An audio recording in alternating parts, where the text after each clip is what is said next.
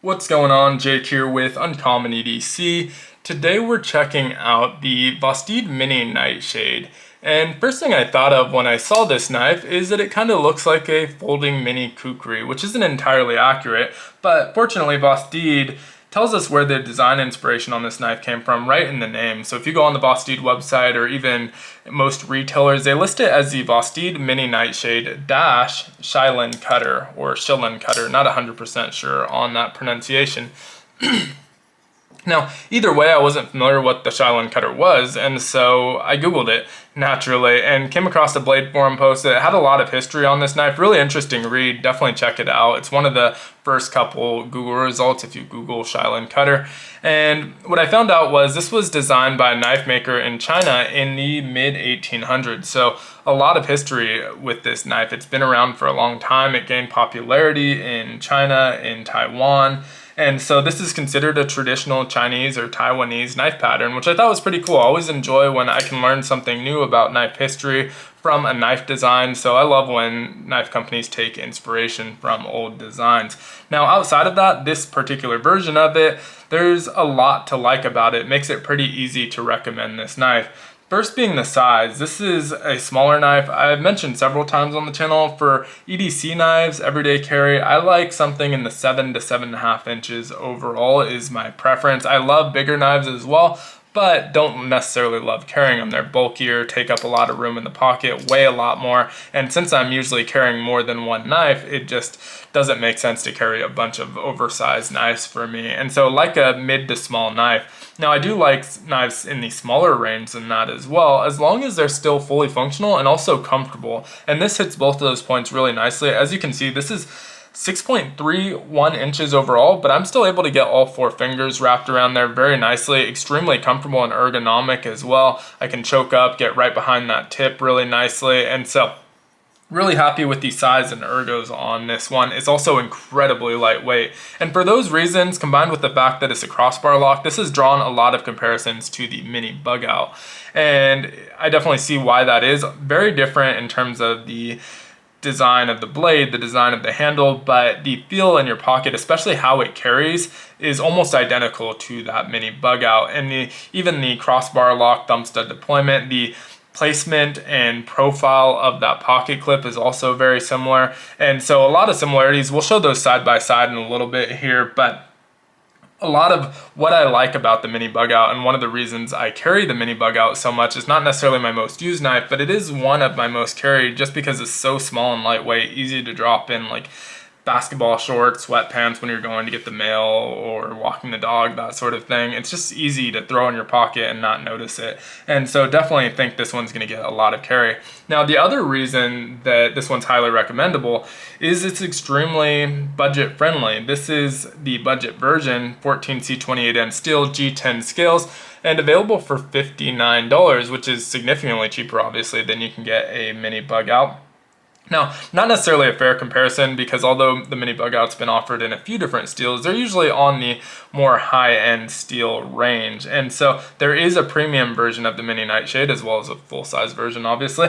And that premium version has S35VN and carbon fiber and is only $99. Now, $99 is getting a little bit outside of that budget realm. For most people, I think I have the cutoff set at about $75 or so. Anything under that, I still consider it a budget knife. Now, obviously, some people have their threshold set a little bit lower, $50, sometimes even $25.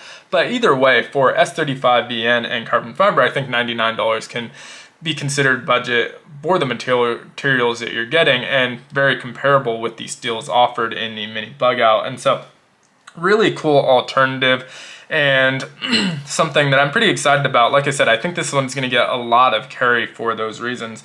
Now let's talk about this knife specifically before we get into the side-by-side look of those two. So I already mentioned 6.31 inches overall. We have 3.71 inches in these G10 handles, and that does allow me to get all 4 fingers wrapped around there very comfortably. That pocket placement, or pocket clip placement, really well placed, right? Kind of a little bit off center, but still centered enough where it disappears behind your knuckles and has an overall smaller profile, so not really feeling that. No jimping or anything like that on the spine. You do have a little bit on on the liners, which aren't full liners. Part of the reason they're able to keep the weight down so much, I'm not sure how much that'll show, but the liners are really there to hold the locking mechanism. They do extend out a little bit past it, probably to about here, just past this middle screw. But the rest of the strength of this is being kind of boosted by the aluminum backspacer back here. On the Mini Bug Out, you have standoffs instead of the backspacer, but not adding a whole lot of weight, and I really like the way it makes it look overall with the anodized aluminum thumb studs and backspacer. They do a couple different colors, but either way, no matter what color you choose, really nice pop of color, especially on the black coated blades as well. This one has that stonewash finish, which looks really nice, well done, but no jimping on the spine, but it really feels comfortable in hand, easy to use in really any grip that you're using these in. It feels good, and so really happy with the ergos. Now that blade, already mentioned 14C28N, and it's 2.6 inches long. Nice sharpening choil here, thumb studs placed well out of the cutting path, and billboarding's pretty minimal. You can see the 14C28N tucked behind that thumb stud, and the Vosteed just right here along the edge of that cutting path. And so really nice looking full flat grind, stonewash is well done. That blade shape is going to be a leaf blade shape. Specifically the bamboo leaf is what this was modeled after. When the knife designer was designing this, he saw bamboo leaves, designed the blade after that. And so kind of an interesting bit there as well. And I like the way it kind of curves downwards, kind of follows the flow of the knife overall. Love the blade shape and design of this one. Now, we have that crossbar lock, and it's really well done. You'll see when I pull this lock, as long as there's a little bit of gravity, this thing is just dropping closed, super smooth, but it does have enough of a implied detent. Crossbar locks don't have a real detent, but sort of that implied detent where it's not able to be just flicked open without some pressure on the blade, which sometimes does happen if that's a little bit too light, that tension's a little bit too light, you can just flip it out without putting any pressure on the blade. This one does require a little bit of pressure, but not much at all. Really easy to flick open with that thumb stud. You can middle finger flick it as well. Plenty of access to those thumb studs. Super smooth. It is on cage ceramic ball bearing, so incredibly smooth. And the tension is just about right on this crossbar style lock. Vosteed seems to be doing that very well. Now, it does have a lanyard hole on the back. If this is just a little bit small for your hands, you can get a little bit of extra leverage there. And it is nicely placed, kind of, so it's not going to be kind of flopping around when you're closing it, worrying about the lanyard being in the closing path. And then you can see it is reversible pocket clips, and it's pretty deep carry, not fully deep carry, but just tiny bit exposed. So pretty happy with that, and like the overall shape and profile of that pocket clip. Now, G10 scales, you can get carbon fiber if you like as well. For me, I'm perfectly fine with this G10 version. I think they feel pretty good, look pretty good. And obviously these ones are black, nice and simple, looks good with that pop of color, and especially with that black coated blade like I mentioned. Now I did want to show this just kind of side by side to the Mini Bug Out since we were using that for our comparison. And you'll see that these are pretty similar in size. Obviously, let's get the case out of the way. Obviously, different blade shapes, different handle shapes, but very similar in size and profile. You can see the lanyard placement's pretty similar. Obviously, our axis lock placement and even our pocket clips are similarly placed and pretty similar profile. And so pretty obvious why there is the comparison between these two. Now, the Mini Nightshade is just a shade heavier, but it's not significant. It's not enough that I really care about the weight difference. This one's definitely going to be just as easy and carries identical to that Mini Bug Out. So I did want to just kind of weigh these out so we can take a look.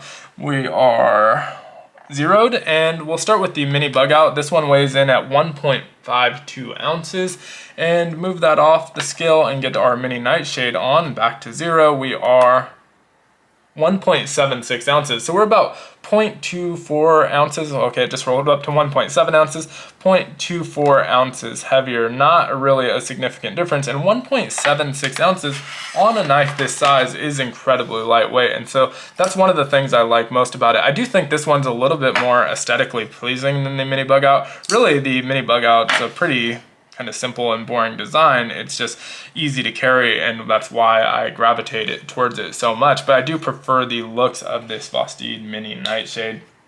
So that's it for this one. Would love to hear your thoughts on it down in the comments. If you have it, what you think of it. If you don't, what you think of it. And if you have the Nightshade, how it compares. I haven't picked that one up yet. I definitely am considering it because I like this one so much. But since one of the things I like so much is the smaller nature of it, I probably will just stick to this one. But definitely in consideration.